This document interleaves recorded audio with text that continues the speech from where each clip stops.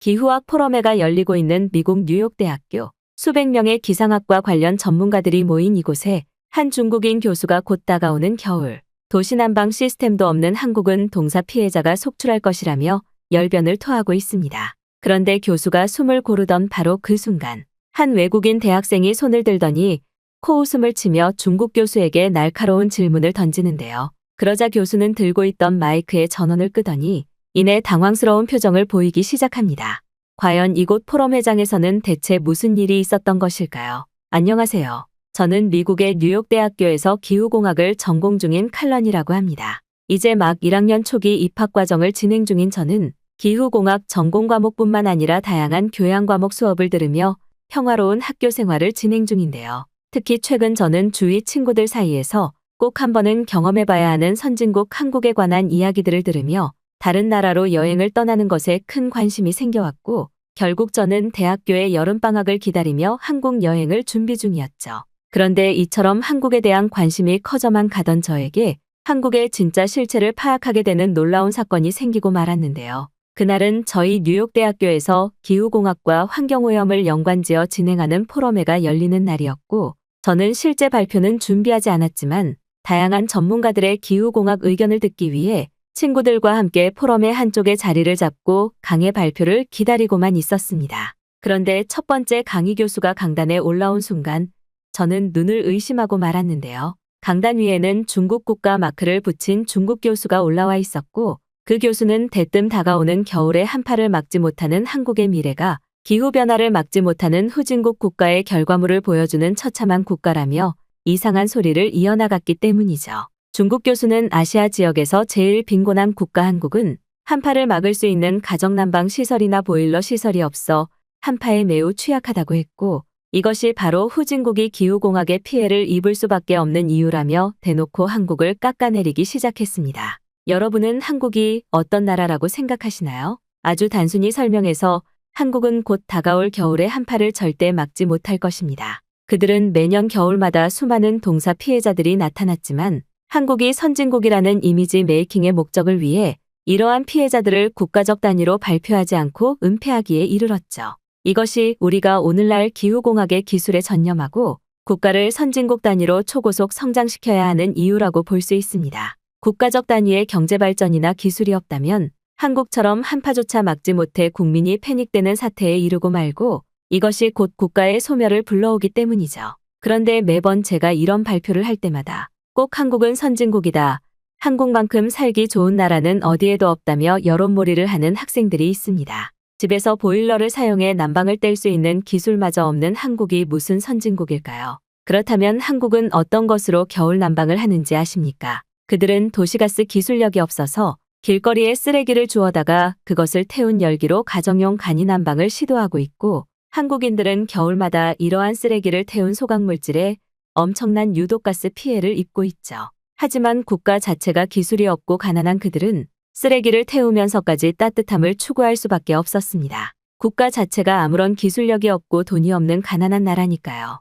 아마도 이런 후진국에서 태어나지 않고 저처럼 위대한 부유국가 중국이나 미국에서 태어난 여러분들은 매우 운이 좋았다고 할 수 있습니다. 기후학과 관련된 포럼회이기는 하지만 저는 한국의 모습을 통해 우리가 왜 기후학 연구에 집중하고 이것의 피해를 막기 위해 국가적 선진 성장을 이루어내야 하는지 확실히 알 수 있다고 생각합니다. 하지만 제가 이러한 발표를 하기 전까지 많은 외국인 학생들이 한국처럼 날씨도 좋고 겨울에 따뜻하게 지낼 수 있는 나라는 어디에도 없다고 주장하더군요. 물론 한국에도 난방시설이 있기는 있겠죠. 하지만 그것은 한국에서 0.1%만 누릴 수 있는 매우 귀한 쓰레기 소각 난방시설입니다. 중국에서는 길거리의 노숙자들조차 각자의 집으로 돌아가 도시가스로 집을 따뜻하게 데우고 보일러를 사용하는데 한국은 전혀 그러지 못하다는 말이죠. 그렇다면 이런 상황에서 한국보다 도시공학 기술이 좋고 기후공학을 막아낼 수 있는 나라는 자연스럽게 중국이라고 할 수 있지 않을까요?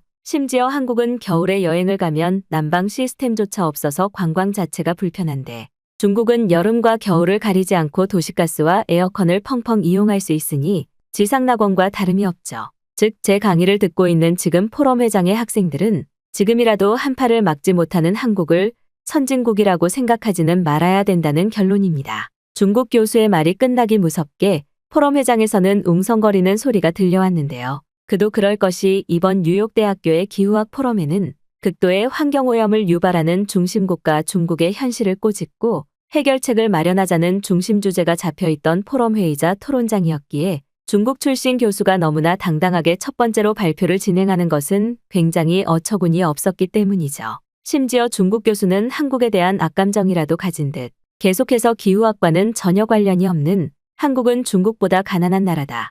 모두 그걸 알아야 한다며 포럼의 주제와 전혀 없는 상관이 없는 말을 하기에 이르렀고 여기에 더해 한국은 난방시설도 없는 국가라는 그 교수의 주장은 코웃음이 절로 나올 수밖에 없었습니다. 하지만 너무나 이상했던 것은 대체 어디서 나타났는지 모를 한 중국인 학생 무리가 포럼의 한쪽에서 자리를 잡고 엄청난 소리로 박수를 치며 한국은 이제 곧 겨울이 되면 중국에게 손을 내밀 수밖에 없을 것이라는 아우성을 쳤고 이 모습은 매우 기괴해 보였기 때문인데요. 그런데 바로 그 순간 저와 비슷한 나이의 한 외국인 학생이 자신의 자리에서 일어나더니 직접 마이크를 잡고 그 중국 교수를 향해 단 한 문장의 일침을 날리고 말았습니다. 중국 교수님께 질문하겠습니다. 교수님은 혹시 오늘날 모든 난방시설의 기초가 되고 있는 한국의 온돌이라는 난방 방식을 전혀 모르시나요? 중국 교수는 당돌한 외국인 학생의 질문에 당황한 것인지 아니면 온도를 모르는 것인지 갑자기 식은땀을 흘리며 말을 제대로 하지 못하는 모습을 보였는데요.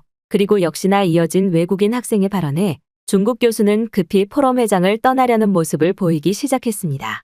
살다 수백 명의 학생들이 있는 포럼회에서 한국이 난방 기술이 없다는 헛소리는 처음 듣는 것 같습니다. 지금 전 세계에서 가장 뛰어난 온도 조절 기술을 보여주고 있는 나라가 바로 한국이라는 사실은 알고 계신가요, 교수님? 한국은 이미 그들이 고도의 경제 발달을 이루기 전의 시대에서도 아궁이를 이용하는 과학적인 난방 기술인 온도를 개발해 대다수의 국민들이 사용해왔습니다. 그리고 지금 이것은 모든 나라의 표준 난방 기술이 되고 있는 보일러라는 현대적 기술로 탈바꿈되었죠.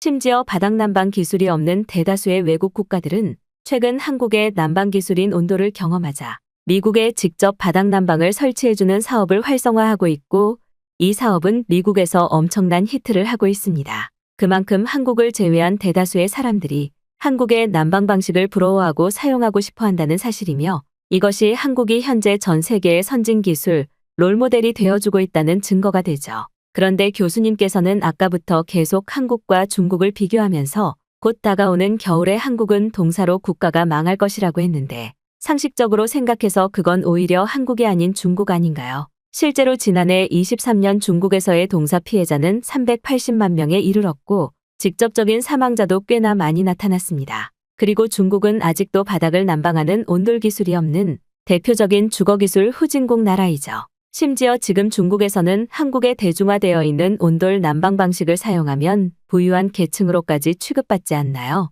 이미 그것만으로도 중국보다 한국이 부유하고 선진국이라는 증거는 충분할 것 같은데요. 중국인들 대부분이 지금 에어컨을 이용해 난방을 시도하는 1차원적인 시스템을 사용하고 있으며 거기서 조금이나마 개발된 것이 중앙난방 시스템 아닌가요? 그리고 이것마저도 모두 전기로 사용하는 매우 불편한 난방 방식이죠. 상황이 이렇다 보니 중국은 매해 겨울이 되면 동사 피해자와 동사자들이 급증하고 저는 이것이 중국의 후진국 실체를 보여준다고 생각합니다. 그런데 교수님께서는 완전히 한국과 중국의 상황을 반대로 설명하면서 역설적으로 중국의 치부를 드러내고 계시네요. 더군다나 최근 몇몇 중국 학자들과 교수들은 한국의 온돌 난방 방식이 중국의 것이라고 거짓 주장을 하지 않았나요? 한국의 온돌은 전 세계에서 한국을 제외하고는 전혀 유래와 그 사용 방법을 찾아볼 수 없는 독단적인 한국 고유의 생활기술인데 이것이 중국의 것이라고 주장한 것 자체가 한국의 온돌 난방 방식이 부러워 열등감이 극에 달한 증거라고 생각됩니다. 심지어 오늘의 포럼에는 환경오염으로 기후변화를 더 고속화시키고 있는 환경 파괴의 주범 중국에 대해 토론하는 자리 아닌가요? 아마도 교수님께서는 이번 포럼 회장에서 중국이 타겟이 되지 않기 위해 한국을 타겟 삼아 일부러 이런 거짓 발표를 진행하신 것 같은데 이제 그런 선동작전은 더는 외국인들에게 통하지 않습니다. 한국 날씨가 적응하기 어렵게 거친 것은 맞지만 그만큼 한국에서는 거의 모든 대중교통과 공공시설, 심지어 버스 정류장에서마저 온돌 난방 방식을 느낄 수 있는 최고의 온도 조절 기술 보유국 나라거든요. 하지만 이와 반대로 중국은 어떨까요? 중국에서는 대부분의 중국인들이 전기를 이용하는 전기난방으로 겨울에 생활을 하지만 거의 2주 단위로 중국에서는 겨울에 전기 사용량을 막지 못해 정전 사고가 발생하지 않나요? 작년 23년에만 해도 한파 정전 사태를 막지 못해 수만 명의 중국인 피해자들이 나타났는데 이것은 어떻게 설명하실 건가요? 여기 있는 학생들과 교수님들도 확실히 기억하시기 바랍니다. 그리고 몇몇 사람들은 이미 알고 있을지도 모르죠. 지금 한국의 겨울 난방 방식인 온돌은 전 세계 공학자들의 이목을 끌고 있으며 수많은 사람들이 평범하게 온돌을 사용하는 부유한 한국인들을 부러워하고 있다는 사실을 말이죠. 중국 교수 당신은 정말 부끄러운 줄 알아야 할 것입니다. 갑자기 나타난 앳돼 보이는 얼굴의 외국인 대학생은 마치 한국을 직접 경험하기라도 했던 것인지 한국의 난방 방식인 온돌을 설명하며 중국 교수에게 팩트로 일침을 가했고 방금 직전까지 중국 교수의 말에 호응하던 중국 학생들마저 그저 입을 다무는 모습만이 보였는데요. 중국 교수는 전혀 예상하지 못했던 학생의 반박이었던 것인지 급하게 마이크를 내려놓고 포럼 회장을 떠나려는 모습을 보였고 그 사이 포럼 회장에 있던 몇몇 교수들은 중국인 교수들은 하나같이 한국에 열등감을 가지고 있는 것 같다며 중국 교수의 뒤통수를 향해 일갈을 날렸습니다. 그런데 이처럼 중국 교수의 퇴장으로 상황이 종료되려던 순간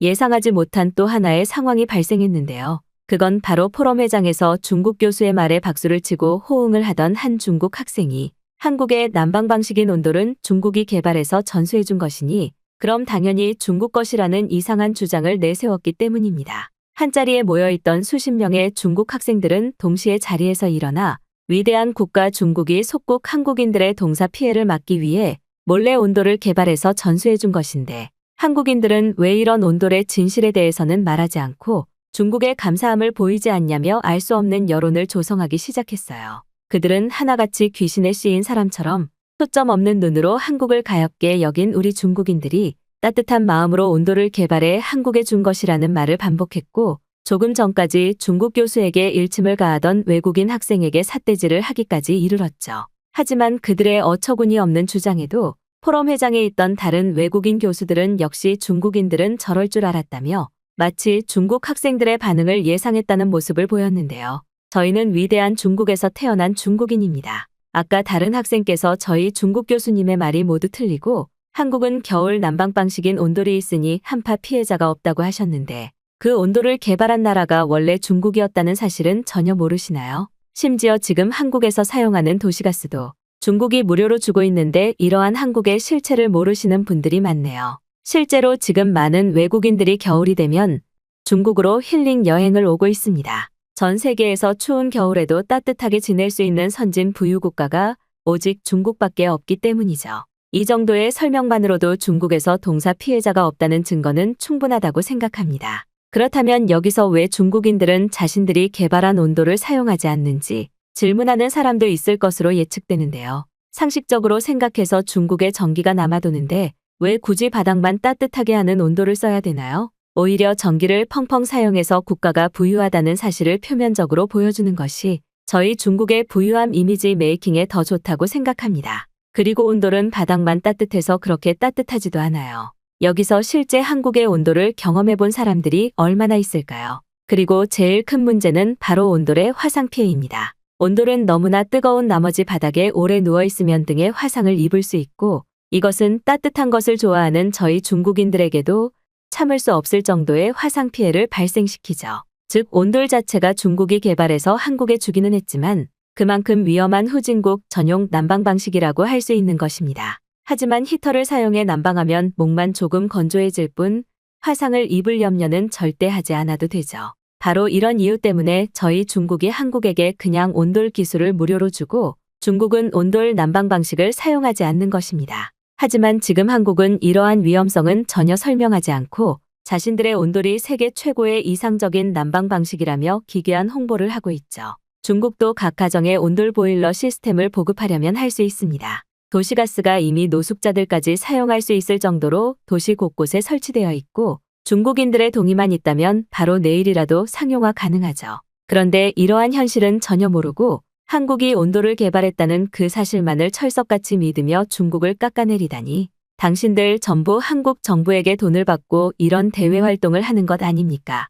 저희 중국 학생단과 중국 교수님은 중국 정부의 이러한 잘못된 피해를 방지하기 위해 해외를 돌아다니며 관련 활동을 하고 있습니다. 그리고 실제로 한국에서 홍보하고 있는 온돌도 상위 1%가 아니면 사용할 수 없고, 대다수의 한국인들은 겨울이 되면 그저 추위에 덜덜 떨며 동사 피해를 입는 건 사실이잖아요. 월급 4만 원 한국인들이 어떻게 도시가스 보일러를 사용할 수 있겠습니까? 애초부터 당신들의 한국에 대한 발언들은 너무 말이 되지 않습니다. 한국은 지금 전 세계에서 가장 가난하고 살기에 불편한 나라가 확정이라니까요. 중국 교수를 따라온 듯한 그 수십 명의 중국 학생 무리는 맨 처음 중국 선조가 온돌을 개발해 한국에 무료로 기술 봉사를 해준 것이라며 기괴한 주장을 내세웠고, 저는 이러한 중국 학생들의 모습을 보자마자 분노가 치밀어 오르고 말았습니다. 아마도 그들은 날이 갈수록 한국의 국가적 위상이나 국가 브랜드 파워가 강해지니 이런 식으로라도 한국의 길을 대외적인 활동을 통해 꺾어 놓으려는 것 같았고, 최근 이슈가 되고 있는 기후현상과 한국의 온도를 연관지어 그저 한국을 깎아내리기 위한 기괴한 목표를 준비한 것 같았죠. 그런데 바로 그 순간 포럼의 전체 회의를 총괄 책임지시던 교수님께서 그 중국인 학생 무리에게 다가가더니 한국을 직접 경험해 본 적이 있기는 하냐면서 한국의 수도가 어디인지 질문을 건네셨는데요.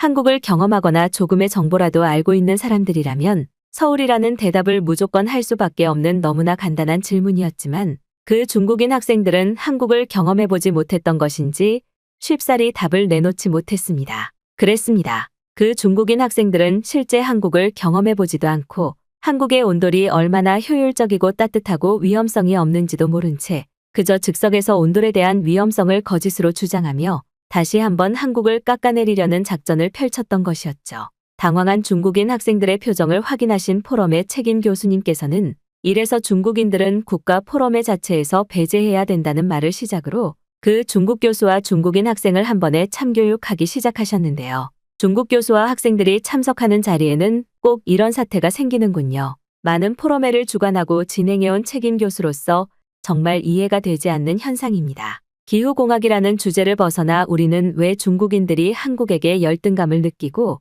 그들의 모든 것을 자기들 것이라고 주장하는지 그 의미를 파악할 필요가 있습니다.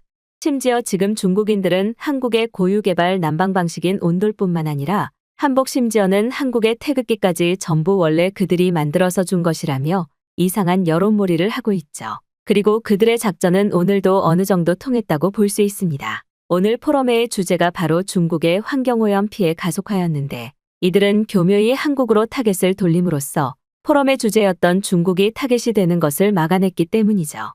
하지만 오늘로써 이러한 선동도 끝인 것 같네요. 앞으로 뉴욕대학교에서 진행하는 모든 주간 포럼회에서 중국 출신인 사람들을 거부하도록 하겠습니다. 그리고 한국은 이미 중국과 비교될 수 없는 선진국이라는 사실은 몇 번의 인터넷 검색과 여행 기록을 통해서 너무나 손쉽게 찾아볼 수 있어요. 극단적인 예시로 한국 직장인들의 평균 월급과 중국 직장인들의 평균 월급을 비교하면 약 3.2배가량의 차이가 납니다. 돈으로 국가 경제 단위를 계산하는 것은 정확하지는 않지만 실질 경제 규모를 파악하는 것에는 너무나 중요한 수치인데요. 이미 여기에서부터 중국은 한국을 따라잡지 못하는 모습을 보이고 있죠. 또 다른 수치들도 살펴볼까요? 사람들의 삶에 있어서 빼놓을 수 없는 대중교통도 한국이 훨씬 효율적이고 저비용으로 구축화되어 있습니다. 최근에는 유럽의 중심 선진국들이 한국의 대중교통 시스템을 그대로 카피하기 위해 한국의 교통공사 정부 부처나 도시견학을 약 3개월 동안 진행했다는 일화는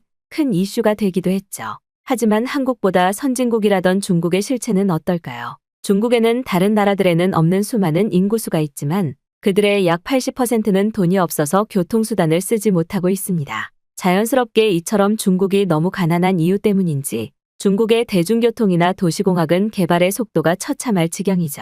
그리고 이러한 현상은 이제 각 중국인 가정의 피해로까지 이어지게 됩니다. 아까 중국인들은 전기로 겨울난방을 한다고 하셨는데 안타깝게도 지금 중국의 약 80% 가정들은 전기용 난방기구마저 없는 실상이에요. 가격 측면의 문제도 있겠지만 중국 정부 자체적으로 전기 사용량이 너무 높으면 그것을 감당하지 못해 끊어버리니 중국인들이 아예 처음부터 전기 난방기구를 사용하지 않고 있죠. 하지만 바로 그 시간 한국인들은 어떤 삶을 살고 있을까요? 그들은 보일러 버튼 한 번으로 엄청난 고효율의 가스와 난방 시스템을 소비해 겨울을 매우 따뜻하게 보내고 있습니다. 아까 온돌이 화상 위험이 있다고 했는데 그건 온도를 전혀 경험해보지 못한 헛소리일 뿐이죠.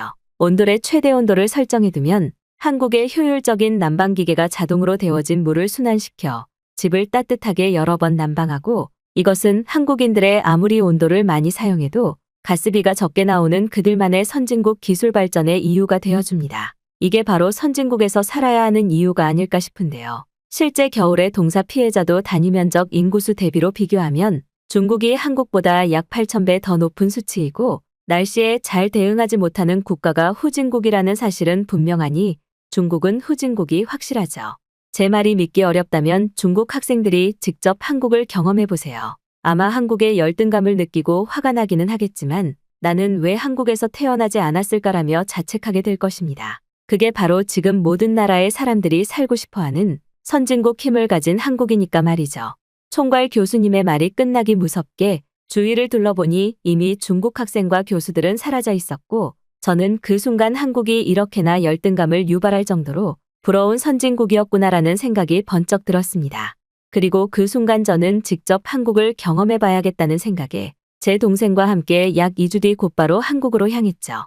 그리고 역시나 제가 제일 처음 방문한 곳은 바로 포럼의 교수님께서 극찬하시던 한국의 대표 대중교통 지하철이었습니다. 놀랍게도 한국의 지하철에 들어가자마자 저는 말문이 막히고 말았는데요. 미국에서는 표를 사고 들어가려면 마치 철창 같은 지하철 개찰구를 통과해야 돼서 기분이 좋지 않은 것은 물론 매우 높은 확률로 옷과 가방이 개찰구 철창 부위에 찢어지는 경우가 있었는데, 한국은 무인 스크린으로 너무나 편리하고 간편하게 개찰구를 통과할 수 있었기 때문이죠. 하지만 한국의 놀라움은 여기서 끝나지 않았습니다. 그건 바로 어린이용 지하철 개찰구도 따로 설치되어 있었다는 사실인데요. 놀랍게도 지하철 개찰구 한쪽에는 성인용 크기의 반 정도 되어 보이는 너무나 알록달록하고 귀여운 개찰구가 어린아이들의 키 높이에 맞춰 설치되어 있었고, 실제로 바로 그 순간 한 한국인 어린아이가 개찰구를 너무나 편하게 통과하는 모습은 보면서도 기적에 가까웠습니다. 누가 보면 별것 아니라고 생각할 수 있었겠지만 사용자의 편의를 생각하고 대중교통 시스템을 구축해 놓은 한국의 모습에 저는 진짜 한국의 선진국 위대함을 느껴버리고 말았거든요. 중국은 그저 매연버스로 환경오염을 시키고 지하철 개찰구마저 존재하지 않아 역겨운 무임승차가 난무하는 그 시간에 한국은 최선진국답게 너무나 편안하고 편리하게 지하철 개찰구를 통과하고 시민의식을 갖춰 이용하고 있었던 것이죠. 결국 저는 진지한 고민 끝에 한국으로 장기 유학을 가기로 했고, 앞으로 한국을 깎아내리는 중국인이 있다면 절대 그냥 참지 않을 생각입니다. 한국이 제게 놀라운 모습을 보여준 이상 한국에서의 새로운 시작을 준비하고 있는 저는 선진국 한국에서의 삶의 자부심을 느끼고 진실한 한국의 모습을 세계로 알리기 위해 노력해야 마땅하니까 말이죠.